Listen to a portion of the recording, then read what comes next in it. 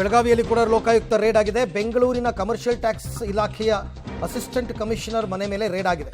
ಬೆಳಗಾವಿಯ ಸಹ್ಯಾದ್ರಿ ನಗರದ ವೆಂಕಟೇಶ್ ಮುಜುಮ್ದಾರ್ ನಿವಾಸದ ಮೇಲೆ ದಾಳಿಯಾಗಿದೆ. ಮನೆಯಲ್ಲಿ ಯಾರೂ ಇಲ್ಲದ ಹಿನ್ನೆಲೆಯಲ್ಲಿ ಮನೆಯ ಹೊರಗಡೆ ನಿಂತಿದ್ದಾರೆ ಲೋಕಾಯುಕ್ತ ಸಿಬ್ಬಂದಿ. ಸದ್ಯಕ್ಕೆ ಬೆಂಗಳೂರಿನಲ್ಲಿದೆ ವೆಂಕಟೇಶ್ ಮತ್ತು ಅವರ ಕುಟುಂಬಸ್ಥರು ಬರುವವರೆಗೂ ಹೊರಗೆ ಕಾದು ಕುಳಿತಿದ್ದಾರೆ ಸಿಬ್ಬಂದಿ.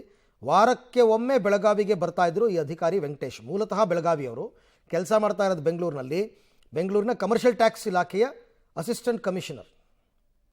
ಈ ಬಗ್ಗೆ ಮತ್ತಷ್ಟು ಮಾಹಿತಿ ನನ್ನ ಕೊಲೀಗ್ ದಿಲೀಪ್ ಅವರಿಂದ ಪಡ್ಕೊಳ್ಳೋಣ. ದಿಲೀಪ್, ಈಗ ಯಾರೂ ಮನೆಯಲ್ಲಿ ಇಲ್ಲದದ್ರಿಂದ ಅವ್ರ ಮನೆ ಕಾಯಬೇಕಾದ ಪರಿಸ್ಥಿತಿ ಬಂತು, ಬಟ್ ಬಂದ್ರಾ ಅಥವಾ ಇನ್ನೂ ವೆಯ್ಟ್ ಮಾಡ್ತಾ ಇದ್ದಾರಾ, ಹೇಗೆ ಅಂತ?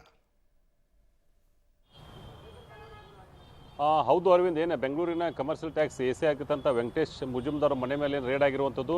ಬೆಳಗಾವಿಯ ಸಹ್ಯಾದ್ರಿ ನಗರದಲ್ಲಿ ಅಧಿಕಾರಿಗಳು, ಲೋಕಾಯುಕ್ತ ಅಧಿಕಾರಿಗಳು ಕಾದು ಕೂತಿದ್ದಾರೆ.